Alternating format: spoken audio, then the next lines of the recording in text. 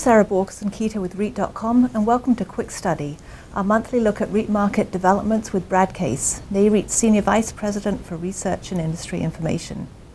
So Brad, can you give us an overview of how things developed in February after a good start in January? Yes, it was a very strong month in February. I think in general investors were a little bit less concerned about the role that the Federal Reserve Board might play in interest rates. They were more confident in the course of the economic recovery. And so we saw that in REIT stock returns. REITs were up nearly 4.7% just during the month of February. That's essentially identical to small cap stocks in the broader stock market and better than the large cap portion of the broad stock market, which is up less than 4.6%. So would you say that REITs are moving in line with the broader market, and what does that say about investors' view of diversification? Well, I think that the fact that the REIT market and the broad stock market had similar gains during February is really just a coincidence. If you look at what happened in January, it was very different. REITs were strongly positive in January, whereas the broad stock market was negative in January.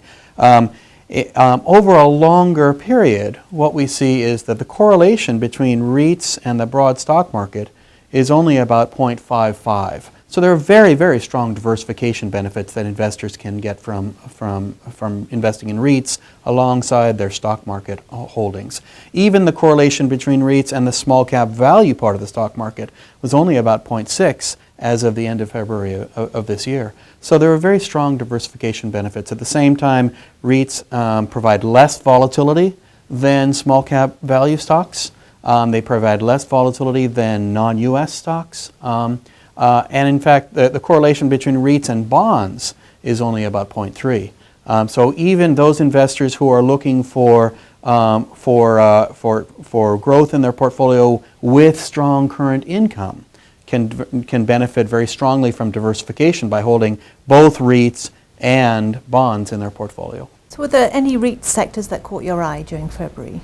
Well, the strongest performing sector in the REIT market during February was self-storage REITs, and they've been among the stronger performers for quite some time.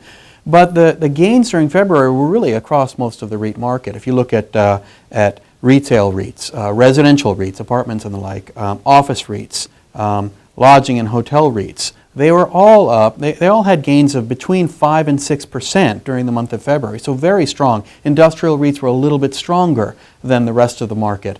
The weakest segments of the REIT market during February were timber REITs and healthcare REITs.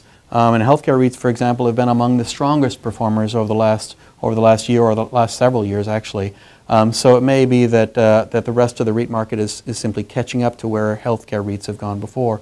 But generally speaking, the strength in the REIT market was across almost all segments of the REIT market during February, and that suggests that the story is really about consumer confidence about the overall growth of the economy. Great. Well, thank you, Brad. It's a pleasure. And for more news and analysis on all things REIT, please visit REIT.com.